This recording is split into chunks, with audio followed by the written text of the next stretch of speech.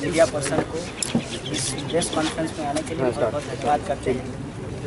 जैसा कि आप सब लोगों को मालूम है कि कल हाई लेवल इंक्वायरी कमेटी की रिपोर्ट के आधार पर एडमिनिस्ट्रेशन ने छात्रों के ऊपर पनिशमेंट किया है और एक एक्शन लिया है, जिसमें प्रशासन का ये कहना है कि इनडिसिप्लिन के आधार पे ये कार्रवाई की गई है और अलग अलग स्टूडेंट के ऊपर अलग अलग चार्जेस लगाए गए हैं। उसमें कुछ के ऊपर मॉनेटरी फाइन किया गया है और कुछ लोगों को रेस्टिगेट किया गया है यूनिवर्सिटी से और कुछ लोगों को हॉस्टल से निकाला गया है। उसमें हमारे कुछ एप्रीहेंशन शुरू से रहे हैं JNU की तरफ से। सबसे पहला एप्रीहेंशन ये था कि हाई लेवल इंक्वायरी कमेटी का जो फॉर्मेशन हुआ, उस फॉर्मेशन को लेकर के ही 11 फरवरी को जो JNU का प्रोटेस्ट था, उसमें हमने वाइस चांसलर के सामने अपनी आपत्ति दर्ज की थी कि ये हाई लेवल इंक्वायरी कमेटी एक डेमोक्रेटिक इंक्वायरी कमेटी नहीं है, क्योंकि इसमें अलग अलग कम्युनिटी के लोगों का रिप्रेजेंटेशन नहीं दिया गया है। इसमें पहले 3 लोगों की कमेटी थी, जिसमें तीनों मेल टीचर थे, उसमें किसी महिला का रिप्रेजेंटेशन नहीं था। जिन लोगों के ऊपर इंक्वायरी होने की संभावना थी वो डिफरेंट कम्युनिटी के लोग हैं, तो डिफरेंट कम्युनिटी के प्रोफेसर्स को भी उसमें इंक्वायरी कमेटी में इंक्लूड किया जाए, क्योंकि पिछले कई इंक्वायरी कमेटी का जो हमारा एक्सपीरियंस रहा है, रिसेंटली जो हैदराबाद सेंट्रल यूनिवर्सिटी में घटना घटी, उसमें भी एक सवाल था कि आप एक डेमोक्रेटिक इंक्वायरी कमेटी बनाइए ताकि उसकी रिपोर्ट जो है वो ट्रांसपेरेंट तरीके से सामने आए और उसके आधार पे कोई कार्रवाई की जाए। लेकिन यहाँ तो फॉर्मेशन में ही एक तरीके की गड़बड़ी की जाती है, अनडेमोक्रेटिक तरीके का इंक्वायरी कमेटी सेटअप किया जाता है। फिर उस अनडेमोक्रेटिक इंक्वायरी कमेटी के द्वारा जो रिपोर्ट आती है उसके ऊपर सवाल खड़ा होना लाजमी है। मसलन इस इंक्वायरी कमेटी के जो हेड हैं राकेश भटनागर, वो इंडिया अगेंस्ट रिजर्वेशन नाम का मूवमेंट इस देश के अंदर चलाए थे और उसी के तहत इस कैंपस में एक ऑर्गेनाइजेशन बना था यूथ फॉर इक्वलिटी, जो रिजर्वेशन का विरोध करता था। और इस इंक्वायरी प्रोसेस में जिन स्टूडेंट्स के ऊपर कार्रवाई की गई है वो ज़्यादातर लोग मार्जिनलाइज सेक्शन से हैं, डिप्राइव्ड कम्युनिटी के लोग हैं ज़्यादातर लोग। तो इस परिस्थिति में इंक्वायरी का जो पूरा प्रोसेस है उसके ऊपर एक बड़ा सवाल खड़ा होता है और इसको देखते हुए Jawaharlal Nehru university students union ने अपनी काउंसिल मीटिंग करके एक रेजोल्यूशन पास किया कि इस हाई लेवल इंक्वायरी कमेटी को डेमोक्रेटाइज किया जाए। अगर इसको लोकतांत्रिक ढंग से गठित नहीं किया जाता है तब हम इस कमेटी के रिपोर्ट को नहीं मानेंगे।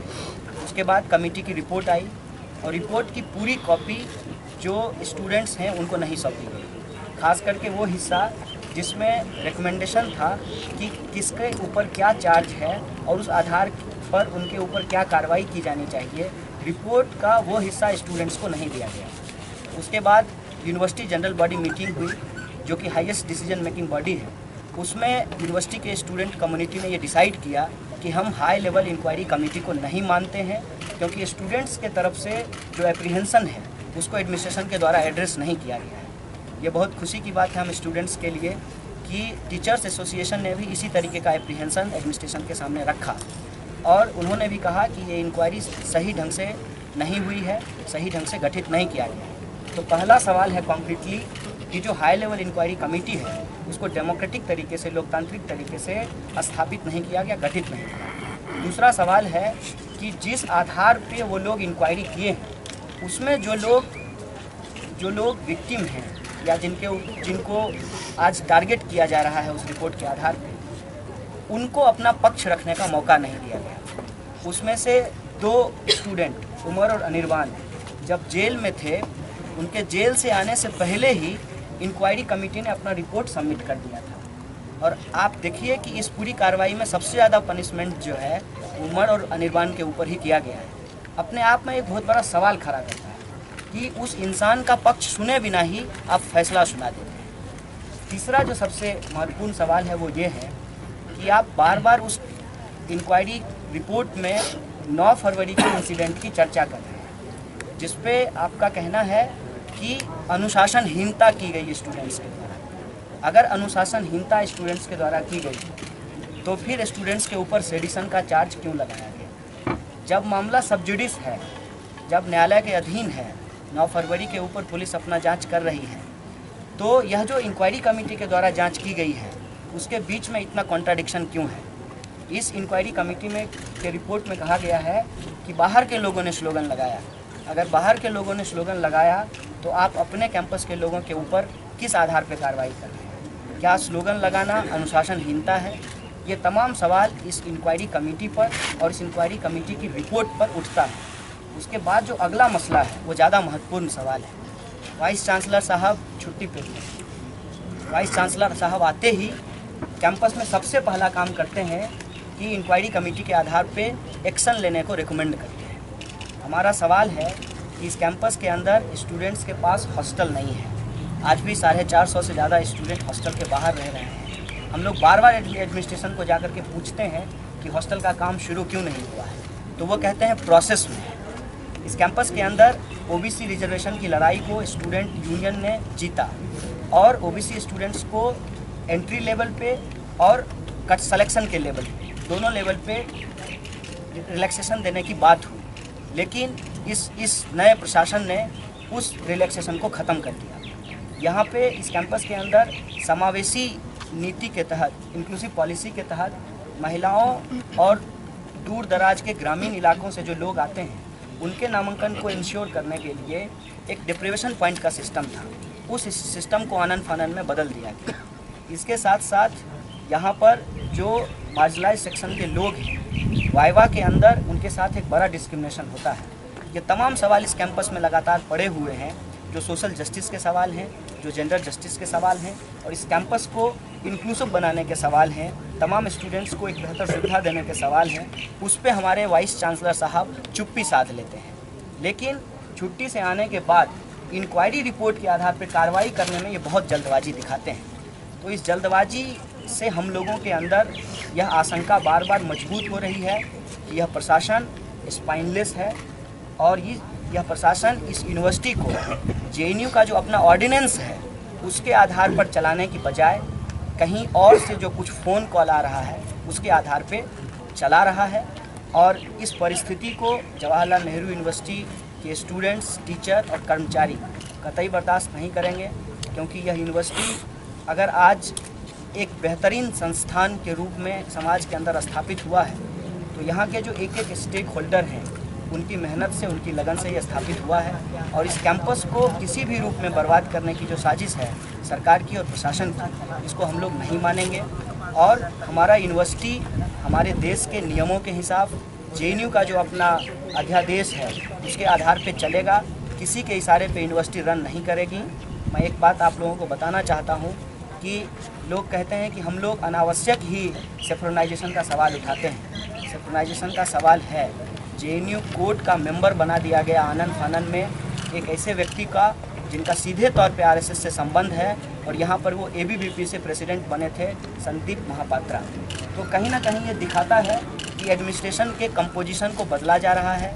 रजिस्ट्रार से लेकर के रेक्टर तक की जो बहाली की जा रही है उनके स्थापित संबंध हैं, जिसके बारे में तमाम लोगों को मालूम है, जिनका सीधा संबंध सरकार के साथ है, उनको एडमिनिस्ट्रेशन के अंदर लाया जा रहा है। और ये जो पूरी की पूरी घटना हुई है जेएनयू के मसले को लेकर के, इसमें हमारे जो वाजिब सवाल हैं, सोशल जस्टिस का सवाल, जेंडर जस्टिस का सवाल और इस देश के अंदर यूनिवर्सिटी की ऑटोनॉमी का सवाल और सबको शिक्षा देने के सवाल को भटकाने की कोशिश की जा रही है। आज हमारे सामने चुनौती यही है कि छुट्टी के समय में यह कार्रवाई इसलिए की गई है कि छात्र आंदोलन की कमर को तोड़ दिया जाए, लेकिन इस चुनौती को हम लोग स्वीकार करते हैं। छुट्टी में भी यह आंदोलन चलेगा। आज हम लोग एचएलएससी की उस रिपोर्ट को चलाएंगे, अपना प्रोटेस्ट दर्ज करेंगे। कल गंगा ढाबा से लेकर के एट ब्लॉक तक हम लोग मार्च करेंगे और उस मार्च के बाद इस आज़ादी चौक को हम लोग रिक्लेम करेंगे, हंगर स्ट्राइक की शुरुआत करके, इंडिफिनिट हंगर स्ट्राइक की शुरुआत करके इस प्रशासन को अपने आंदोलन के बल पे झुकाएंगे। और इनकी जो साजिश है ये विद्यार्थियों की एकता को तोड़ने का, उस पर हम बिल्कुल इनको कामयाब नहीं होने देंगे। आप चाहे 10,000 फाइन किए हों, 20,000 फाइन किए हों या हॉस्टल से निकाले हों, यूनिवर्सिटी से निकाले हों, हमारी नज़र में यह पूरा का पूरा प्रोसेस गलत है वाहियात है, हम इसको रिजेक्ट करते हैं और इसके खिलाफ हम प्रशासन को झुकाएंगे। और हमारा सीधा सवाल रहेगा कि इस कैंपस के अंदर सोशल जस्टिस, जेंडर जस्टिस को हम इंश्योर करेंगे और आपका जो यह तुगलकी फरमान है, जो आर्बिट्ररी आपका तरीका है इंक्वायरी करने का, एक्शन लेने का, हम उसको रिजेक्ट करेंगे और अपने आंदोलनों के बदौलत हम इस प्रशासन को झुकाएंगे। और सरकार की जो एंटी स्टूडेंट पॉलिसी है उनको भी हम एक मैसेज भेजेंगे कि आप जेएनयू के लोगों को परेशान करके इस देश के अंदर शिक्षा बचाने की जो मुहिम है, सबको रोजगार दिलाने की जो लड़ाई शुरू हुई है, आप उसका कमर नहीं तोड़ सकते। हम जेएनयू की लड़ाई के साथ साथ रोहित एक्ट को लागू कराने की लड़ाई को लड़ते रहेंगे और इस देश की सरकार और प्रशासन को ये हमेशा बताते रहेंगे कि यह देश संविधान के अनुकूल चलेगा, नियमों के अनुकूल चलेगा और किसी भी तरीके का आर्बिट्ररी एक्शन हम लोग बर्दाश्त नहीं। कन्हैया, आप अगर क्लियर कर दें फिर से, because it's pretty clear anyways, but if you can clearly tell us, you are not going to follow the penalties, or you and the other students have taken a joint decision not to pay the penalties and not to leave the campus as has been asked for? क्या करेंगे? बहुत स्पष्ट है कि ना तो हम इस हाई लेवल इंक्वायरी कमेटी को मानते हैं, क्योंकि ये हाई लेवल इंक्वायरी कमेटी सीधे तौर पर एक कास्टिस्ट इंक्वायरी कमेटी है, क्योंकि इसमें डिफरेंट कम्युनिटी के लोगों को रिप्रेजेंटेशन नहीं दिया गया। एक undemocratic high level inquiry committee है।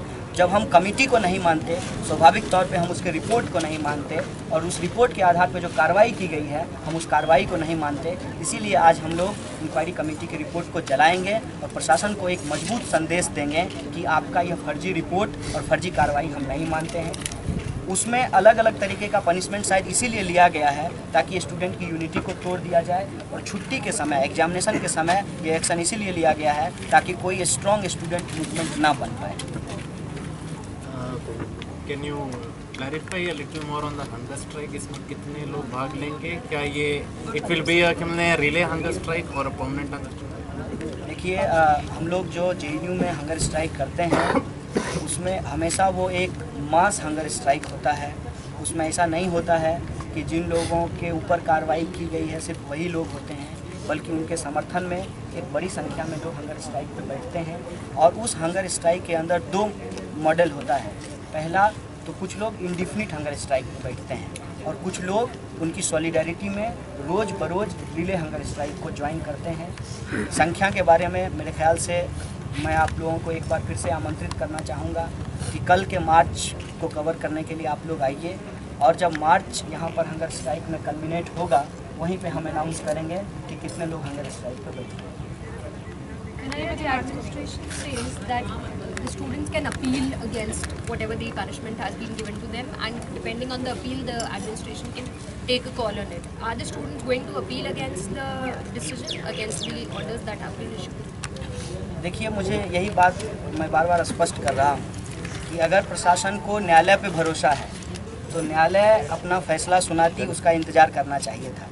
अगर प्रशासन ये समझती है कि यूनिवर्सिटी एक ऑटोनोमस बॉडी है तो ये डिसीजन वाइस चांसलर साहब को उस वक्त लेना चाहिए था जब उन्होंने पुलिस को अलाउ किया कैंपस के अंदर आने। ये अपने आप में एक बहुत ही कॉन्ट्राडिक्टरी प्रोसेस है कि एक तरफ आप पुलिस को अलाउ करते हैं, एक अननोन व्यक्ति के खिलाफ जो है FIR रजिस्टर किया जाता है, और नारेबाजी पहली बार शायद इस देश में हुआ है इस तरीके की बात कि कुछ बोलने के लिए कुछ लोगों पे दो ऊपर से टिशन लगाया गया।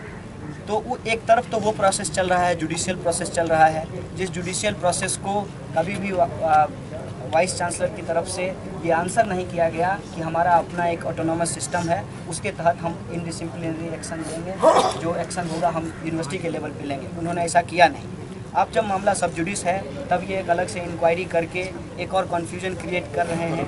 हमें लगता है कि कहीं ना कहीं ये पूरा मामला जो है उसको भटकाने की, रफा दफा करने की, और जो एक स्टूडेंट्स का अपसर्ज है, जो मास अपसर्ज इस देश के अंदर बनता जा रहा है, उसको कंफ्यूज करने की कोशिश है। तो हम लोग पॉलिटिकल बैटल और प्रोटेस्ट का जो मोड है, जो स्टूडेंट्स के पास एकमात्र रास्ता है लड़ने का, उस पर ज़्यादा अपना ध्यान केंद्रित करेंगे बनिस्बत की न्यायिक प्रक्रिया में जाने की। न्यायिक प्रक्रिया अपनी जगह पे है, उसका रास्ता हमेशा हमारे पास खुला हुआ है। आने वाली जो रणनीति होगी वो हम आंदोलन के दौरान करेंगे।